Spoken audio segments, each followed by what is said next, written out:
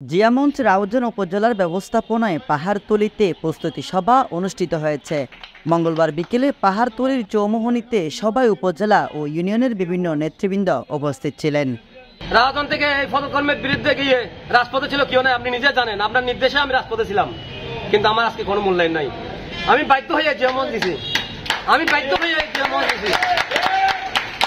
যদি রাউজানের 5 জন একটা বড় বস্তু আমাকে ডাকতো, কালকেও মিটিং আছে মাহবুব, তোমাকে ছেলে ফেন নিয়ে আসতে হবে, 20 জন 50 জন 100 জন 150 জন ফোলাফেন নিয়ে আমি নিজে যেতাম। রাউজানে কেউ পারতো না, সেটা আমি করতাম, কিন্তু আজকে আমার মূল্যায়ন নাই।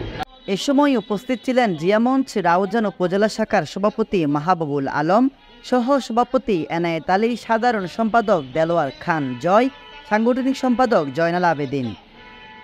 আজকে যদি এই স্বাধীনতা আমরা না পাতাম, তাহলে আমরা কোনোদিন এখানে এসে দাঁড়িয়ে কথা বলতে পারতাম না। জিয়া পরিবার এমন একটা পরিবার, যে পরিবার আপোষহীন, এটা কখনো আপোষ করে নাই এবং এই দেশ থেকে কখনো পালায় যায় নাই। আজকে আমরা অনেক নির্যাতিত, অনেক লাঞ্ছিত, এই লাঞ্ছিতর কারণে তবুও মুখ বুজে সহ্য করেছি। এছাড়া আর উপস্থিত ছিলেন ত্রাণ বিষয়ক সম্পাদক জাকির হোসেন, কদলপুর জিয়ামঞ্চের সভাপতি মোহাম্মদ আলম হুদা, প্রচার সম্পাদক নজরুল ইসলাম, ফুরকান উদ্দিন বাপ্পি, পাহাড়তলী জিয়ামঞ্চের সাইফুল, শহীদুল আলম, আজম, সেলিম, আনোয়ার মিয়া, শামসুল আলম, হাসান সহ আর অনেকে। সকল কার্যক্রম এমন হতে হবে যে আর আদর্শবান হলে সকলে বলতে হবে, এক বাক্যে আমাদেরকে দেখলে বলতে হবে এটাই জিয়ামঞ্চের ছেলে।